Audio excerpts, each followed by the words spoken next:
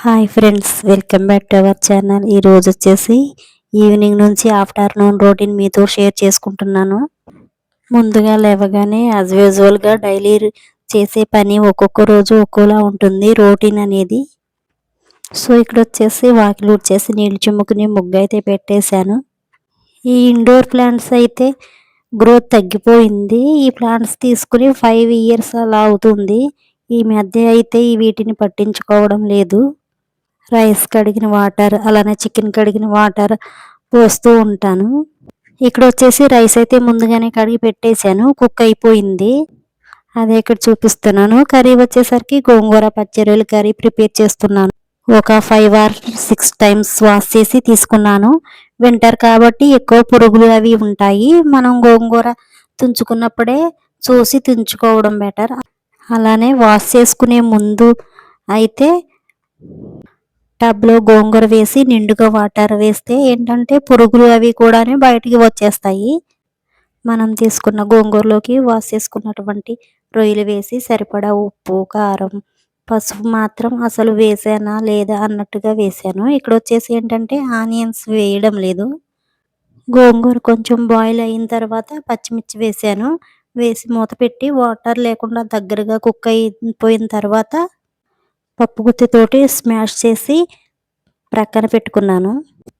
తాలింపు కోసం బాండీ పెట్టుకుని బాండీ హీట్ అయిన తర్వాత సరిపడా ఆయిల్ యాడ్ చేసుకున్నాను. ఆయిల్ ఎక్కువే పడుతుంది, రొయ్యలు గోంగూర కాంబినేషన్ కాబట్టి. అదే పప్పు గోంగూర అయితే ఆయిల్ తక్కువైనా టేస్ట్ బాగానే ఉంటుంది. ఎండుమిర్చి ఒక 5, 6 అలా తీసుకున్నాను. అవి ఏంటంటే కాస్త సాల్ట్ వాటర్లో వేసి ఎండుమిర్చిని వేసి ముందుగానే నానబెట్టి ప్రక్కన పెట్టుకున్నాను. మనం రైస్లో నంజుకుని తిన్నప్పుడు ఉప్పగా కారంగా టేస్ట్ బాగుంటాయి అనేసి ఎండుమిర్చిలో వాటర్ అంతా పిండేసి ఫ్రై చేసి తీసేసాను.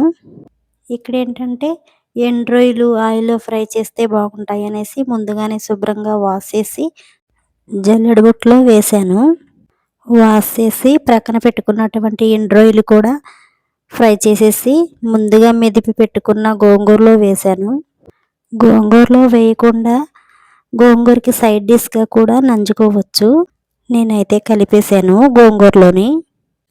ఇక్కడ వచ్చేసి 1/2 teaspoon వరకు జీలకర్ర, ఒక 10 అలా వెల్లుల్లి రెబ్బలు కట్ చేసి ప్రక్కన పెట్టుకున్నటువంటి ఆనియన్స్ ఇవి వీడియోలో చూపిస్తున్నట్టుగా బ్రౌన్ కలర్ వచ్చేలా ఫ్రై చేసేసి కాస్త కరివేపాకు వేసి ఫ్రై చేసి తాలింపు పెట్టేశాను.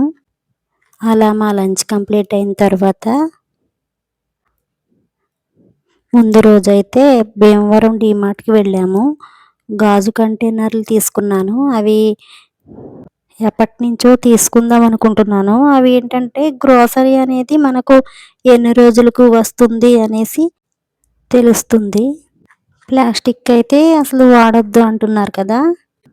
స్టీల్ కంటైనర్లు ఏంటంటే ఏ కంటైనర్లో ఏముందనేసి మనకి వెతుక్కోకుండా ఈ గాజువి అయితే కనిపిస్తాయి.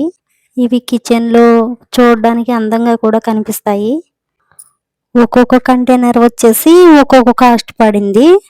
నాకైతే గాజు కంటైనర్లు, గాజు గ్లాసులు అయితే నాకు చాలా ఇష్టం. అలానే భీమవరం డీమార్ట్కి ఎంతమంది వెళ్ళారో నా కామెంట్ బాక్స్లో కామెంట్ చేయండి.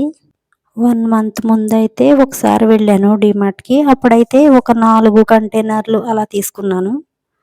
కాకపోతే ఇవి జాగ్రత్తగా వాడుకోవాలి, అదే పెద్ద టాస్క్ అన్నమాట. ఈ చిన్న కంటైనరు, ఈ బౌల్ అయితే నాకు చాలా నచ్చినాయి.